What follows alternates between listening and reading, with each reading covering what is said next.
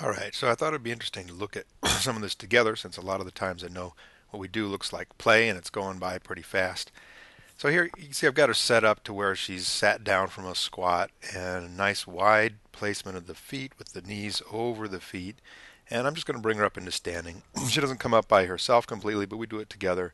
And we get to the standing place where she can play catch with her dad. And we'll let that play here. We'll come on up. So after we're up, my role here is to just help her stay in the situation. You can see she started with a nice set of wide knees over the feet, and it's really nice to see her doing her own little oscillations of movement here, where she's going back and forth. Right there, sometimes her knees get a little deep in the bend. I might just help cue her up a little bit to come up. You can see with the throw, she kind of threw herself out of balance there, and she had a moment here. If we come back to that, we had a moment where she collapses in. But the nice thing is she brings herself right back up out of it without my help.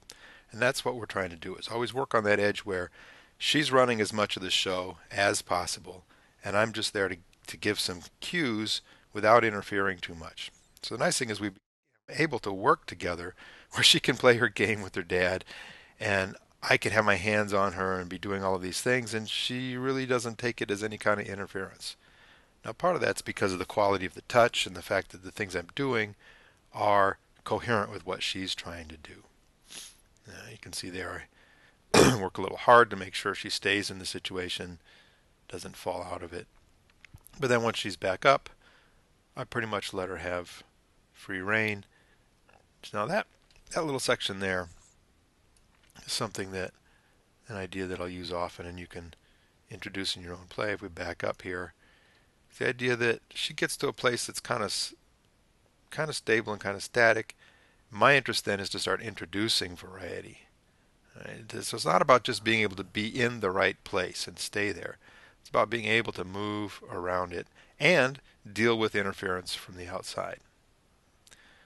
And you can see there what happens is when she gets into a deep bend in her knees, part of it is she's trying to reach something down, but part of it is that when she gets to a certain point with her knees, she collapses. Right? So she doesn't always organize the squat from standing very well because she loses the control in her legs. So, but the more we work on coming in and out of this position together in a playful situation where it's something she wants to do, the more that coordination, that strength is going to develop. So it becomes this question, okay, well, get in the feet, and she does all that on her own, right? So when she has the clear intention and wants to go, she really can muster the strength to do that. Coming down is a little trickier in general and also for her.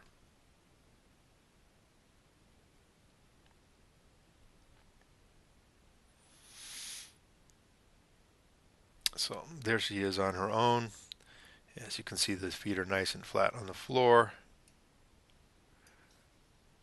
And she has these little moments of her own recovery.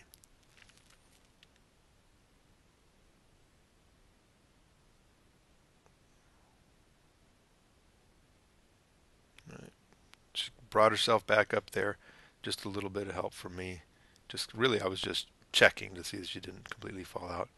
But, again, over and over and over again, she gets a chance to fall out but come right back into the situation, which means that her nervous system is dealing in the same realm of a problem and has a chance to put together a coherent set of experiences, which is so hard when you keep getting thrown out of the situation because of the unintended movements or the inability to keep the balance.